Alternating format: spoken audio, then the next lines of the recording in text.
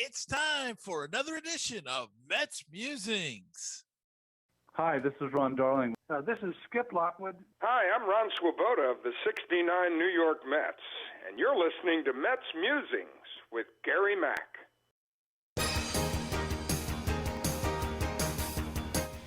Now it's time for some New York Mets baseball talk. Here's Gary Mack bringing you the latest news and analysis from Mets Nation and the world of baseball on another edition of Mets Musings.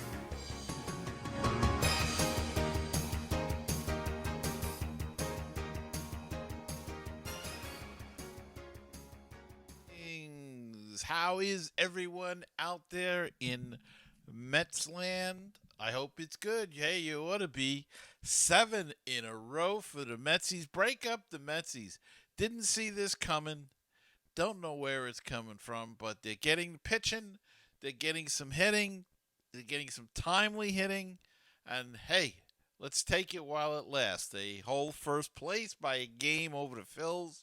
So let's just be glad and hold on to it for what it's worth.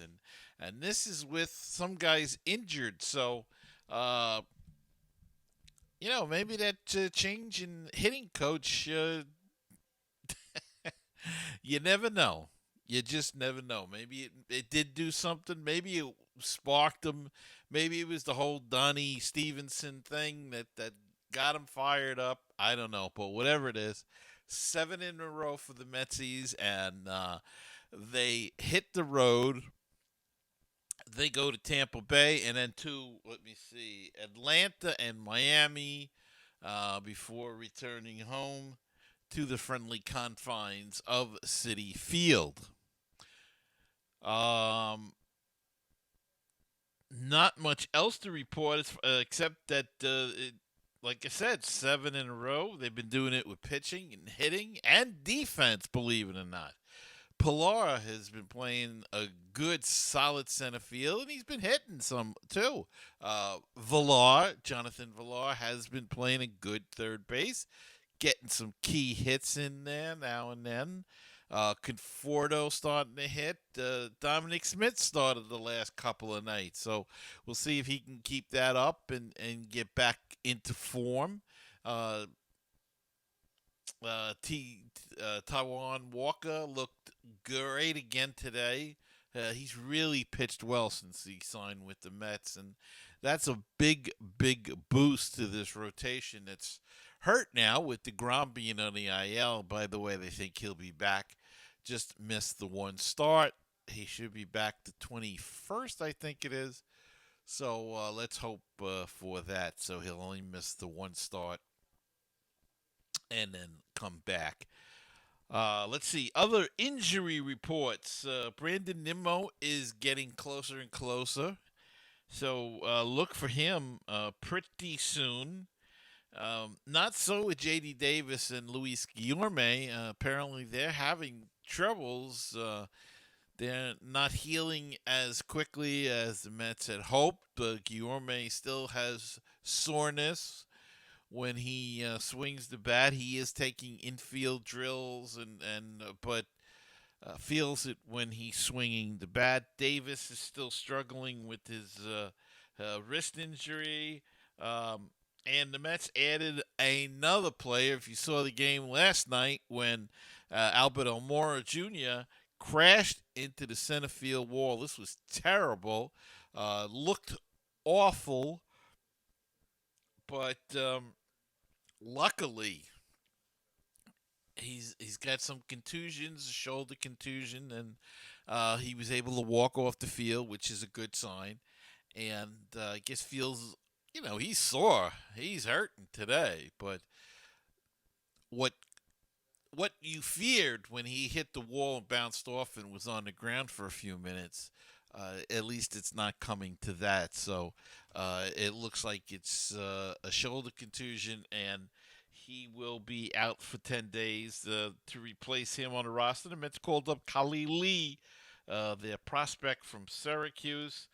Jeff McNeil went out of the same game against the Orioles last night. It was feared that his injury was going to be major and he would have to go on the IL as well. But it turns out they believe it was cramps. Probably a little dehydrated, and so he's going to be day to day. He's expected to return on the 14th. So that's 2 days from now. That'll be Friday night. Look for McNeil to be in the lineup unless there's something else that creeps up. But as of now, he's due to come back on the 14th. Got a great guest this week. We're going to break down the Rays and the Mets in the upcoming series. And my guest is Kevin Weiss of the Locked on Rays podcast. And we recorded that last night. And one correction I want to make. I think we both got confused and we're talking in different terms, but I was under the impression Tampa Bay was coming to New York and going to play the Yankees these yesterday and today, and then play the Mets. And it turns out it's just the opposite. The Yankees went to Tampa, and the Mets are going to Tampa, so Tampa's actually home. So if it sounds like we said it wrong, it's I got confused. But let's go to that interview. Let's take a break and go right to that interview right after this. Baseball and BBQ, your place for interesting baseball talk, opinions, and history. Baseball and BBQ, your place for barbecue recipes, tips, and interviews from the world of barbecue. If you like baseball and if you like barbecue, then tune in to Baseball and BBQ. Find us on iTunes, Stitcher, Google Play, and BaseballTalkRadio.com. Wouldn't it be great if you could get a PhD in life through baseball? Welcome to Baseball PhD, a tour company for your brain. 30 major league teams, 100 places to see. Let's touch them all as we make the road trip of a lifetime.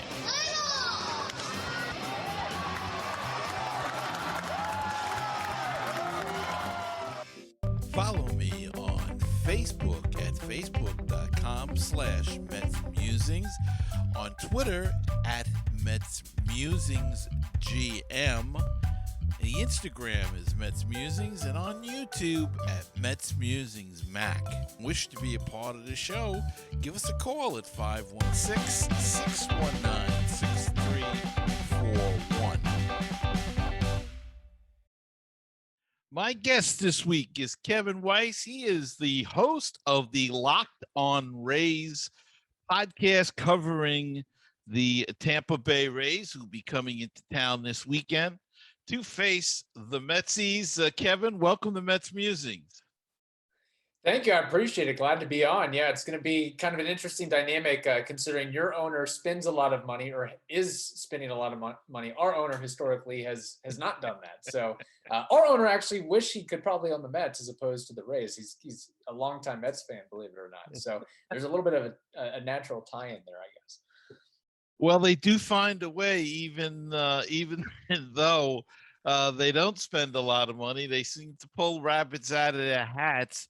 Now, before we get into the Rays and the Mets, tell us a little bit about Locked on Rays podcast. It's a daily podcast, I understand.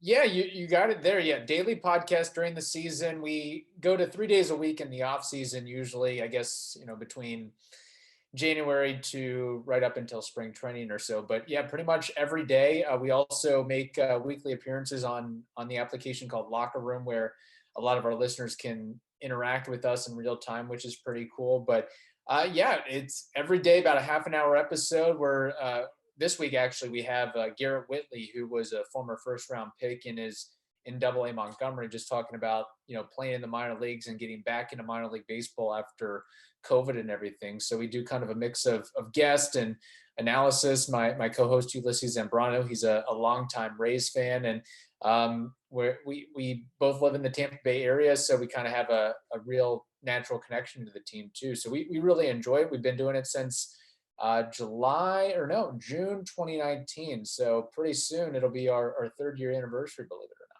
Well, congratulations. It's a lot of work doing a daily podcast. You do it after games, before games, or just it doesn't really matter.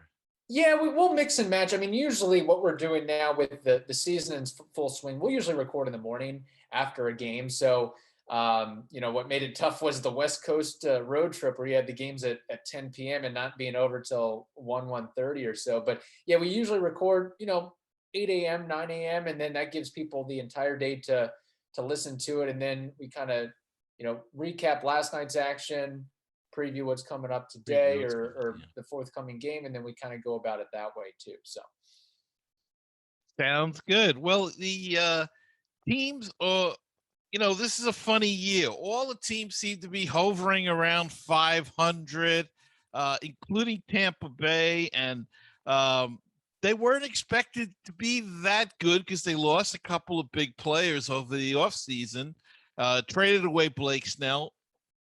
How are the Rays doing this? Time and time again, they don't spend a lot of money, and yet they seem to pull rabbits out of their hats.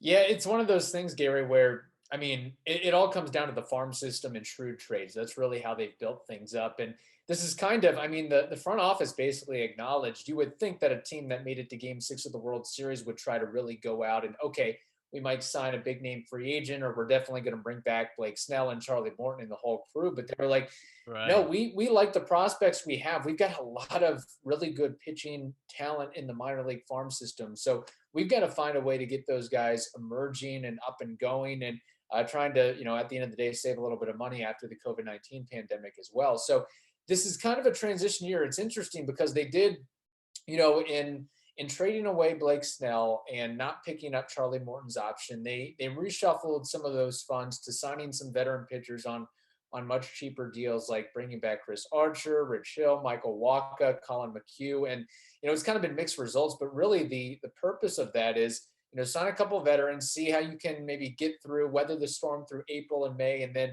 when you think and are confident that the young guns, Shane McClanahan, Luis Patino, Brent Honeywell, Brendan McKay, all these guys are ready to go, call them up and see what they can do. And that's actually happened sooner than we think, some of it coming out of injury. The Rays have sort of been ravaged by injuries so far this year. And they're performing very well. They've found a way that, and, I mean, they pretty much, this is really one of the first years that, we know about the exodus, Snell and Morton and so forth, but it's really the first time that I can remember that they bring pretty much their entire offensive core back, which is a positive development for the most part. So they're finding a way to grind it out. I tell you what, Gary, I think this is going to be something where, the Rays, I mean, that they don't look as good as the Red Sox and maybe some other teams right now, but I think depth is really going to play a huge, huge role, especially going from 60 to 162, like we're going to see this year, where I think there's going to be a lot of teams that are just like, man, what are we going to do as far as pitching? How are we going to weather the storm? Whereas the Rays have a lot of depth in that department, and I think they'll be okay at the end of the day. They're really they're trying to really manage the innings as best as they can. Like, calling up Luis Patino and Shane McClanahan, and really only letting them go 2, 3, 4 innings. I think, maybe by after the All-Star break, they'll be comfortable unleashing them 6, 7 innings and so forth. Way to patch it together. That's pretty much what always what they do. And this is a team that, they were so well known for their bullpen last year, and the bullpen's kind of been up and down, hit and miss. Part of that because Nick Anderson, he's on the injured list. Diego Castillo is on the injured list. Pete Fairbanks, they're just getting him back. So there's been a lot of moving parts, but they found a way to kind of manage and hold the fort so far. So we'll see if they can continue to do it. I mean, they've got a lot of they're a talented team. It's just they might be a little green, a little young, and it might take some time for them to get kind of going on all cylinders when they are, at some point they're going to have to talk about bringing up Wander Franco and Bel Brujan and all these guys. And that creates another issue as well, too. Yeah. I'm just looking at the injury list over here, they've got quite a team on the injured list. I mean, you got Kiermaier, of course, the great outfielder, and Mejia, the young catcher that you got, I think from San Diego. and Waka, who you mentioned, and Archer are all on the injury list. So I mean, they can almost afford to let those guys stay on extra time, work back slowly. At least these young guys have as you said, have been keeping their head above water, and that could be quite a shot in the arm when they do come back. Yeah, that's kind of the idea there, and it's one of those things like you mentioned. Some of those guys like Mejia has really been a godsend for this team. This franchise has just been, I mean, starving for a guy at that position who can hit, a guy who can hit for average and spray the ball over the field and doesn't have a strikeout rate of 35% or whatever it may be. And he's been, it's funny because he was, Luis Patino was the centerpiece in that Blake Snell trade from San Diego, but Francisco Mejia is looking pretty darn good as well as a switch hitting catcher who's, held his own defensively. He's shown that he can catch a game from Tyler Glasnow, which is not an easy thing to do when Glasnow's throwing 100 at the top of the zone, then a 12-6 breaking ball at the bottom of the zone, and then mixing in a cutter and a slider and a changeup at times. Like, that is not an easy thing to do, and then come up to the plate and hit as well. I think that, some of the teams that he had been with, I mean, he got called up to the majors. He was like 21 years old, 21-year-old catcher. And, Cleveland, I think, gave up on him too soon. San Diego, same thing. And the Rays have kind of found a pathway for him. I'm sure learning behind Mike Zunino, and there's been kind of a good workflow with those two guys. So you hope that he is able to come back. I don't think it's an oblique issue. I think it's more of, they've said sort of a bruised rib sort of scenario. So we'll see how long he's out. Kevin Kiermaier, I mean, it's same story with him. Like he's the Byron Buxton of the Rays. He's getting hurt. He's getting injured every year. Yeah, he goes all out and he plays hard, but now he's 31 years old. And he hurt his wrist. That wrist that he injured sliding into second base over the weekend.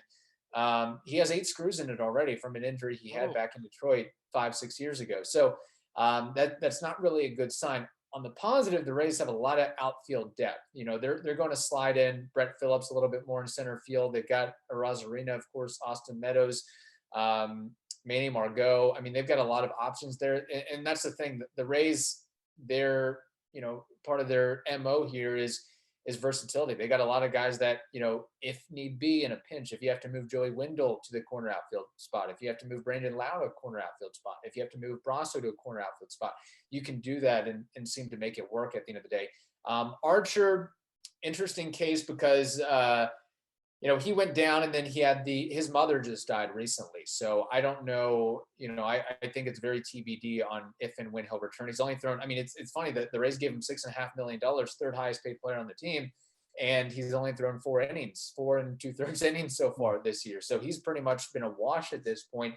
Michael Wacha, I guess former New York Met there. He's been pretty much what you would expect. I mean, I bargained bin price to sign him, and if he can give you quality starts and, you're going to give up 4 earned runs, 3 earned runs, couple home runs, I mean, he's pretty much done. He keeps the Rays in the game, or he's shown to be able to do that, which is a pretty good sign of his. I don't think, he had a kind of a weird, funky injury where he just hurt his hamstring jogging. So it's a good thing it's not like an elbow or a forearm issue or shoulder issue or something like that. So I think he'll be back. So I think, I'd expect most of those guys, at some point to return. But yeah, I mean, you would like, out of all those guys, I think most important is for sure. But again, that kind of goes to the point of the Rays' depth. I mean, they've got so many guys on the injured list, and they're still finding a way to manage things here, which is what they did last year. I mean, last year's team making it to the World Series, going 40-20 in the regular season, and they set a franchise record for most guys on the injured list at one time. I think they had 13 guys in September or something like that. So it's just absolutely crazy. Like you just wonder what this team could be if they, were 95, 97% healthy. It'd be unbelievable. Yeah. And that's the trick. The trick is to stay healthy. And I know the big star from last year's playoff, I'm going to butcher his name probably, Randy Arozarena. Close enough. How's that? Close enough? I don't get it right all the time. We just call him Randy. We keep it simple. Randy. A. Yeah. He's off to a little bit of a slow start, if I recall correctly. But he's got so much talent. Go ahead. Yeah, it's one of those things. I think, last I checked, I don't know about his numbers as of right now, but he's been. I look to live up to what he did in the postseason is almost impossible. He's not Babe Ruth. He's not Barry Bonds. He's not Derek Jeter. And I think some fans probably came in with the expectation that what he did in the regular season and postseason, that he would be a 40-40 guy and hitting 340 for the rest of his career. And we have to understand he's still a young kid. There's still a development process. There's something where, there's a little bit of a scouting report on him where teams are starting to, because he's such a great fastball hitter, that teams are starting to attack him with more breaking stuff and off speed and fewer fastballs and cutters and so forth. So his strikeout rate's a little bit unwieldy, uncomfortable there. Historically in his minor league career has been an under 20% strikeout guy, but the last time I checked, I think it was above 30% or so. But look, this is what I see from Randy Arozarena, come year end, if he stays healthy. He's going to be a guy that, sometimes, defensively, he's kind of an enigma. He'll make an outstanding diving play and then he'll let a ball go over his head. So that's something that you've got to deal with. He's never, I don't think he's going to get, confused with Willie Mays or anything like that. But he's got the tools and the skill set for sure. But I think, if you can get something, and this is still technically his rookie season, because last year's season, he didn't have enough at-bats or games or plate appearances to qualify. So that's another thing as well. But, somewhere around a 265, 270 hitter, 20 to 25 home runs, 20 to 25 stolen bases. I think that's pretty much what you can and will expect from Randy, and just playing hard, all out, fun, exciting guy to watch. I just think, some people maybe they have this worldview that he'll be the future Hall of Famer, and we got to kind of maybe cool the brakes on that a little bit, I would say. Yeah, and he could be one of those guys that's like you said, 270 hitter, 275, something in that range, 20, 25 home runs. But he could be a clutch player in the playoffs. He might just not come to life. That's not a good term. But it just might be a money player, as we used to say back in the old days. When the playoffs come, he really comes to play harder. Not to say that he hasn't played hard all year, but it's just his time of year. He likes that atmosphere and the pressure, and that happens at times. Mike Zunino, I can't get anybody's name right tonight. A lot of tough ones on the Rays roster, I'll tell you. I'll tell you. Every time I see the highlights, he seems to be hitting a home run now. I know his numbers aren't great. He's got 6 home runs, though, which isn't bad this early in the season. And they seem to be big ones all the time. Yeah, it's funny because, look, there's a lot of fans that they had the pitchforks out when, he's batting 150, 160 the last couple of years. And, part of it is we've got to remember, that being a catcher is an extremely, extremely difficult job. It's almost like being a two-way player if you're being a pitcher and a hitter, because there's so much responsibility and so much stress on the body. And, he had dealt with and been battling with some oblique issues over the past couple of years. And I think that kind of maybe sapped him a little bit. We always known he's had power and elite level power, probably, pound for pound. I would say definitely the strongest guy on the team, maybe one of the strongest guys in all of baseball. And he can turn into one with the best of them. But we're seeing a little bit of a better approach now. I know he's altered his stance a little bit, simplified things. He's really taken advantage of the fastballs up and in and finding a way. He's pretty much been a Deadpool hitter so far, and that works for him because he has such great bat speed and exit velocity and hard hits and so forth. So if he can, if he hits over the Mendoza line and gives you, and however many at-bats, the home run rate that he's currently giving you right now, you can't really ask for much more than that, not to mention what he does with managing a pitching staff and so many things to prevent runs that I think doesn't get enough attention, as far as, throwing a runner out at third, blocking a pitch, so many little things like that, stealing a strike, framing, just a lot of things that, the average fan might, that's playing fantasy baseball, they just look at his numbers and say, oh, he's not a good player, but he's actually a really, really good player. If he wasn't good player, the Rays wouldn't bring him back. They wouldn't keep bringing him back and keep giving him adding on option years and so forth. So, you hope he's able to keep it up and stay healthy. And that's why I think it's so important for Francisco Mejia to come back into the fold, because one thing I don't think you want Zunino to do is to have to play 3 or 4 days in a row, or to play an entire series and then a day game after a night game. Like, if you can balance the workload to where they're pretty much, Mejia gives you 70 to 80 games and Zunino splits the difference, I think that's really all you can ask for and hope for out of that. Yeah, and as you said, his defense is so valuable, especially with a young pitching staff. There's nothing more, that they need than a good, steady, experienced hand on the field to work them. And it's good for Mejia to learn from that type of guy as well. For sure. And one of the things that, again, I don't think that the Rays catchers get enough credit, or really, catchers throughout baseball, is that you've got so many guys that are giving you different looks and different arm angles from the right and left side. And that is not an easy thing to do when you got side armors, you got submarine pitchers, you got over the top pitchers, you got a guy like Tyler Glass now, and then you've got a guy like Shane McClanahan. Like, it's just, and some of the movement and the combination of velocity and the way these pitches, the depth and the break and everything. Like, I'm surprised that there's not 20 pass balls again. Like, these guys are really, really good at what they do. And I think, sometimes we should maybe take a moment to appreciate some of that and realize that. And Zunino, I think for him, Tampa Bay is a great fit because he grew up in Southwest Florida, Cape Coral area. He went to the University of Florida. So, Florida is home. I wouldn't see him, quite frankly, playing anywhere else outside of, if it's not Tampa Bay, it'd probably be the Miami Marlins or something like that. Like, he's a Florida guy. And I think having that connection, that close to home aspect really helps. I mean, Port Charlotte, the spring training complex, it's not very far from his hometown either. So there's a lot of kind of natural, a comfortability factor with that for sure. We've noticed here, I don't know if you guys have, but the offense all around baseball is down.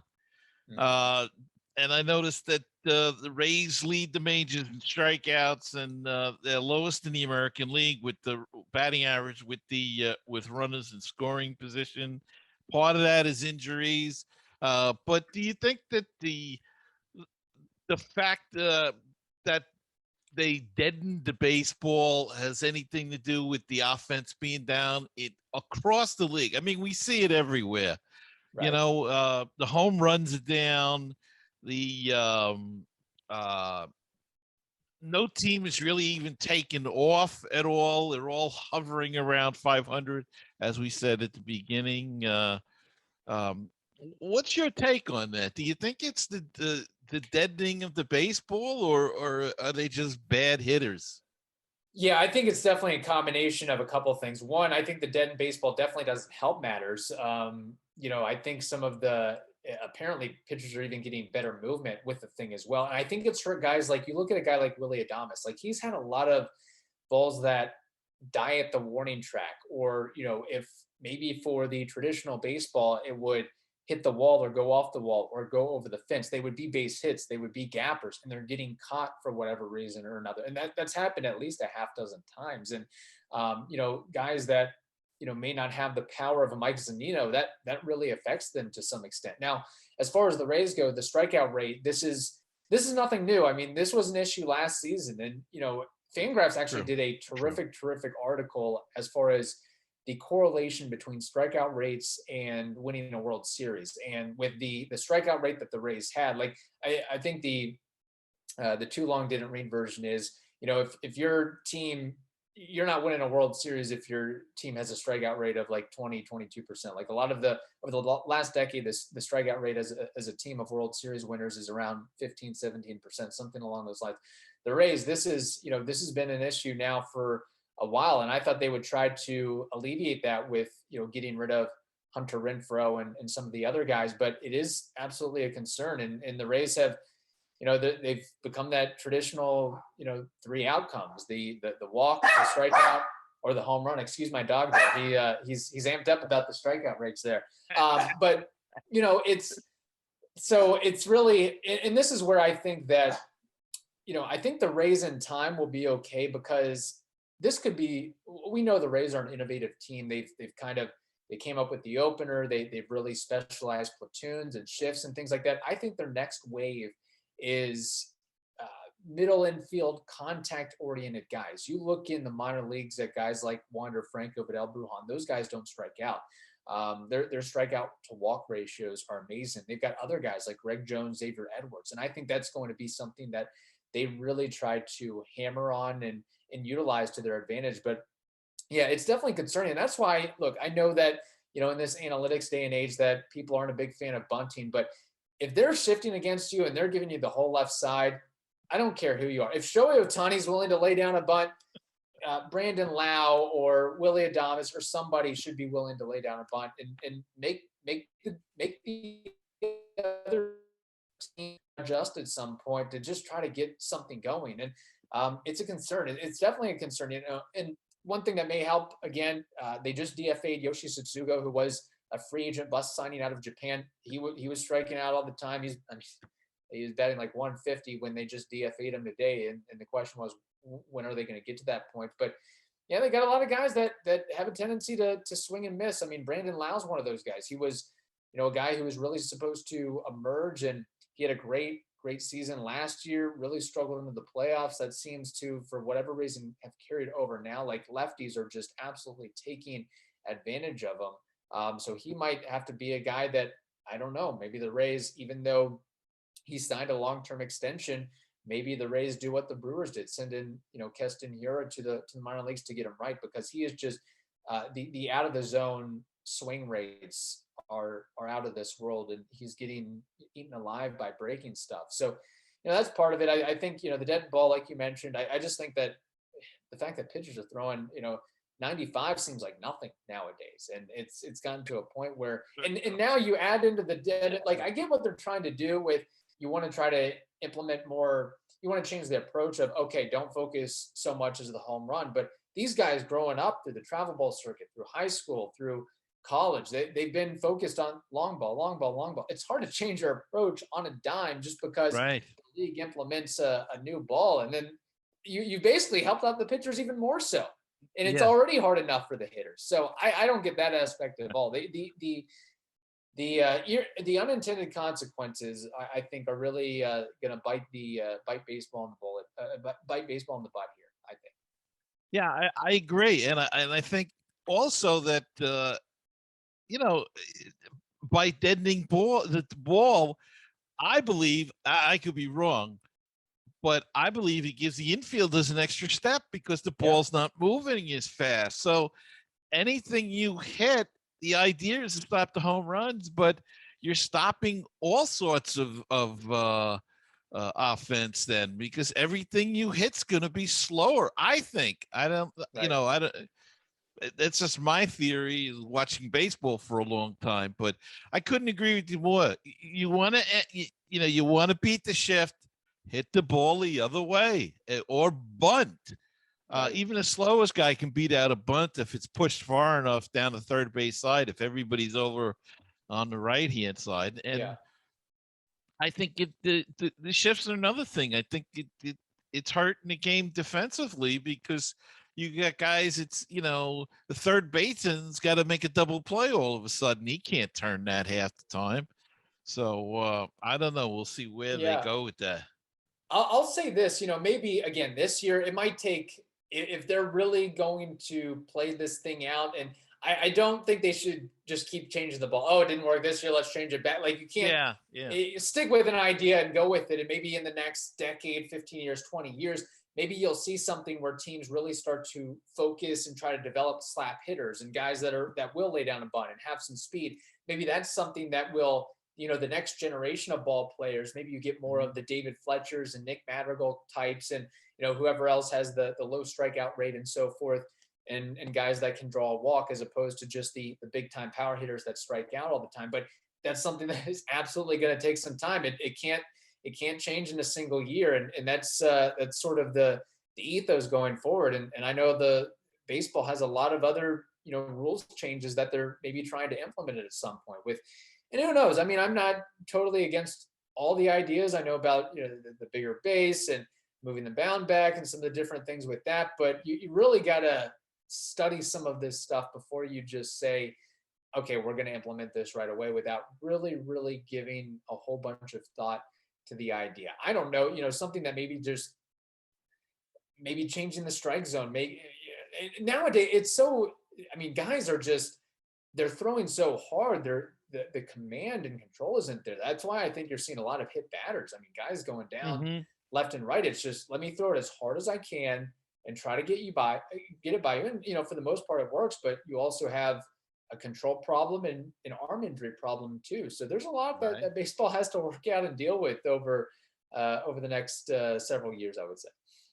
I probably the next trend will be going back to control pitchers and bunting and speed, as you said, and defense and slap hitters, and that'll be the next trend somewhere down the road. This is a nice break for the Rays after a stretch of 30 games in 31 days or something, and 17 days in a row, I think it was, something along that lines. Now they come to New York, and they're going to be here for like a whole week because they're playing the Yankees for 2. I think it's 2. And then they're shifting over to Queens to play the Mets for the weekend. So at least they get a chance to rest a little bit. Yeah, it's one of those things. I mean, those West Coast road trips are a grind, and then when you add in like a handful of guys that went down with injuries, that doesn't help matters at all. And maybe trying to again, they've had a lot of luck with the Yankees. It's one of those things. They don't have to search for motivation in playing the Yankees. I mean, it's kind of built in and ingrained for the last several years there. And then I don't know. I'd have to ask you that question, but. I guess if DeGrom's not available and I always not to make fun of the Mets, but there always seems to be some type of shenanigans or dysfunction going on, raccoons. There's a lot of things going on, and the Rays, the Rays may come in and have a day where they're the Mets seem to have a lot of off the field and sideshow clown show stuff that they're dealing with instead of just focusing what's going on the field. That's just my outside vantage point here, though. Well, yeah, we don't know if it was a rat or a raccoon or or just a beef between Lindor and McNeil because there's been so many issues on, a ball that's hit their way and who does it go to, that sort of a thing. Yeah, well, that's the belief, and it looks like they settled it, So let's. But the press we have in New York, they're gonna pick until they find out the truth. So that's the problem here. But we'll see. Interesting though, the other night when it did happen, every question Lindor got was about it, and that's something he probably wasn't used to in Cleveland. That's something that you gotta deal with and adjust to. That's the thing. It is, I guess, thankful if you're a Rays player, you absolutely want more of a following and a fan base and people showing up to the games. But the media in Tampa Bay is, I mean, it's definitely the antithesis of what's going on in Boston or New York or some of these other places. It's not very, there's not a lot of controversy that what comes out, I say. And they keep a lot of things close to the vest, not a lot of leaks and so forth. They're pretty, as you can see over the years, pretty well-run organization through and through. Now, are they still going to play part of their season in where was it, Montreal? Well, we'll see. I mean, that's what the owner says. Come 2027 or whenever the Tropicana field lease expires. I don't know if it's a bargaining chip to try to get some money from the county and the state and the local citizens, but that's what they are looking at as of right now. Something along the lines of, have spring training and play the first couple months of the season in Tampa Bay, and then ship up to Canada, around June through the rest of the season and go from there. But really, this year we haven't heard a lot on that front. It's funny. I mean, I guess in a good way, the Oakland Athletics and some of their stadium news is kind of blown that past. But yeah, they say they're working on it, trying to get something done, but there also is a shift in power. The mayor in St. Petersburg is, I guess he's ran out of time. His office term limit has come out. So maybe the new mayor can get on a solid page with the Rays and work something out.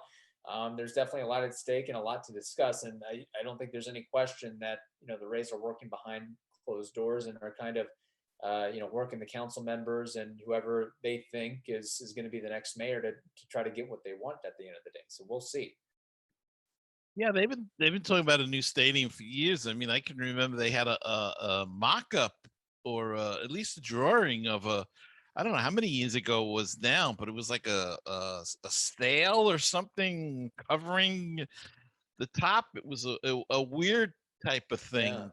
Yeah. But, that was a number of years ago now. So yeah, that was one of them.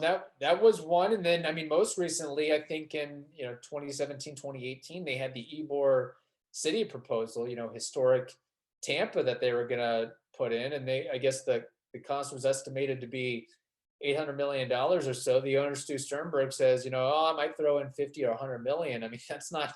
You want the taxpayers to pay 80-90% of the thing, okay? And then it just didn't fall. I mean, whatever reason, I mean, it was one of those things where I guess they didn't make the timelines or make it work out, and it's just been a shame to this point because I think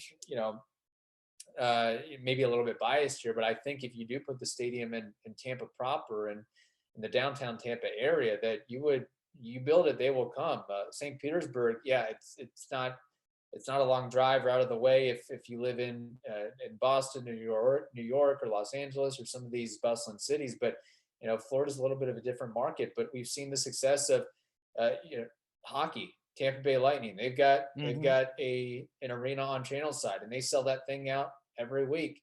So I think it could work. I think the absolute best location would be where the New York Yankees have spring training. Right off of Dale Mabry, right across from Raymond James Stadium where the Tampa Bay Buccaneers play. You already have the infrastructure there.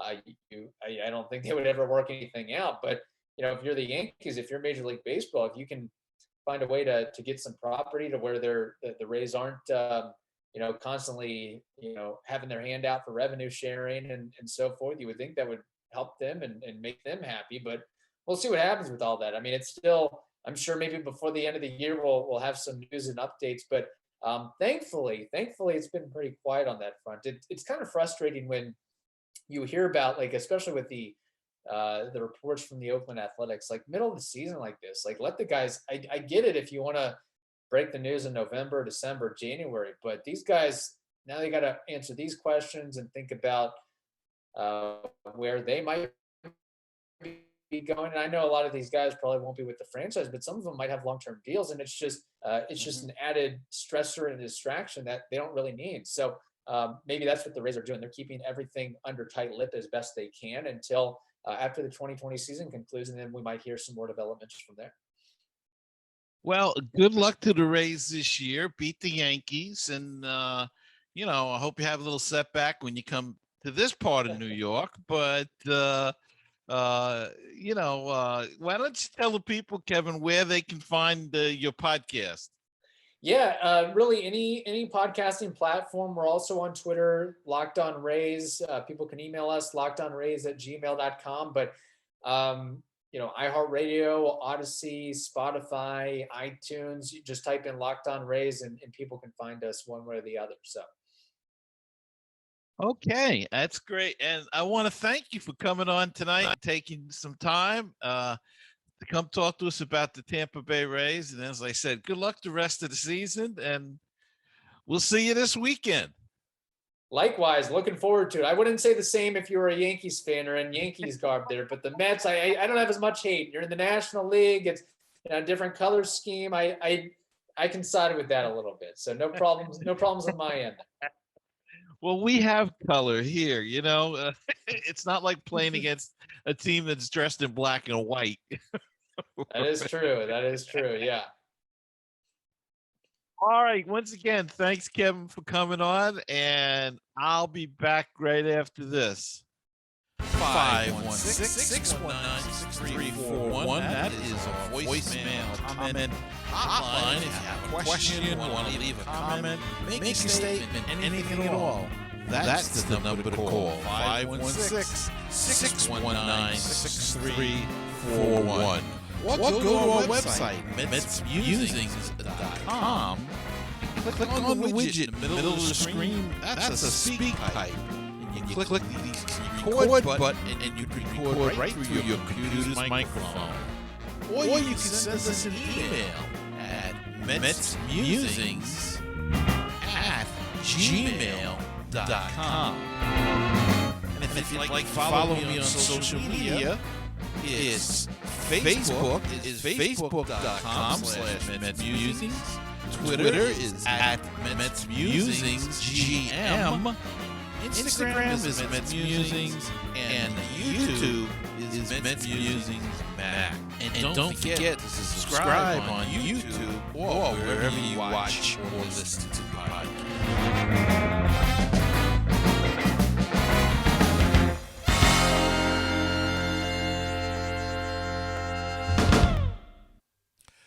Okay, and we're back, and now it's time for everybody's favorite part of the show.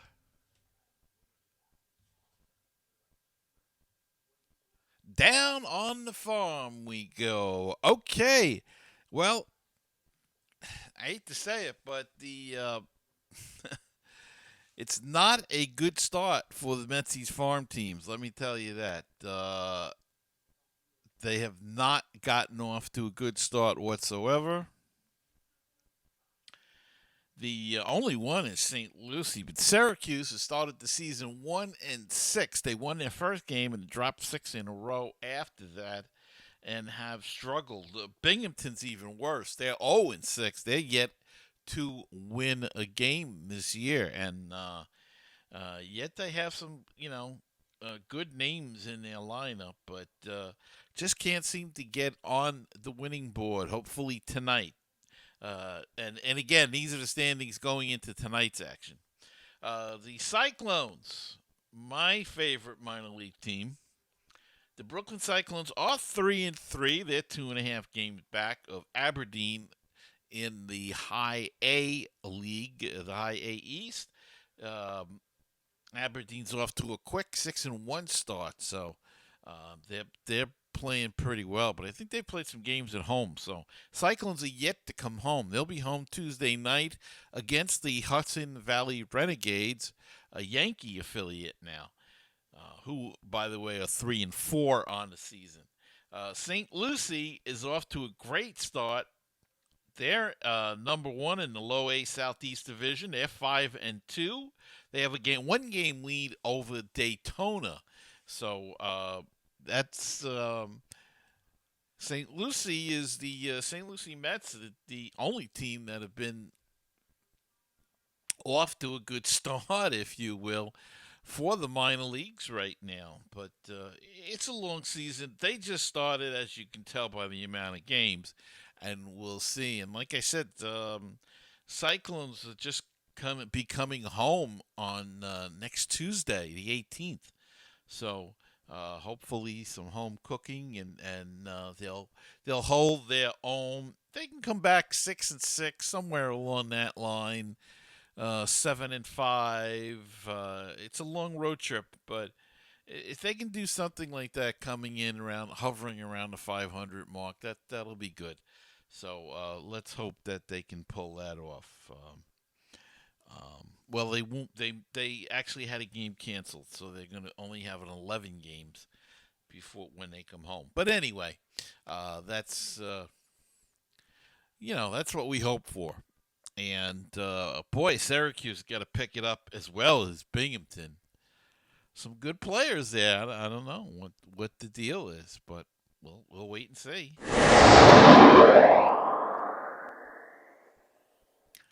And that's going to wrap it up for this week's show. I hope you enjoyed it. I want to thank my guest, Kevin Weiss, of the Locked On Rays podcast. Very interesting, very informative. Thanks, Kevin, so much. It was great having you on. And I want to thank you all for listening and watching. And don't forget to subscribe to the show when you listen on Apple Podcasts, Google Play, Castbox, Amazon Prime, YouTube, wherever you listen or watch the podcast. Hit the subscribe button. It helps me grow the community and expand to new listeners. And yes, we have a YouTube channel. It's MetsMusings Mac, and I hope you'd go check out the video. We try to do some things with that, and I hope you enjoy that. We're also looking on doing some live shows, running some tests now. You may have seen them on my Facebook page, MetsMusings, or on the YouTube page at MetsMusings Mac. So go check them out. And if you'd like to be a sponsor of the show and help out the show, please go to anchor.fm/MetsMusings, and it'll tell you how you can support the show. Or go to my Patreon page at patreon.com/MetsMusings. So I hope that you can continue to enjoy the podcast. And until next time, remember to keep the faith, stay optimistic, and let's go Mets. And I'll see you next time on another edition of Mets Musings.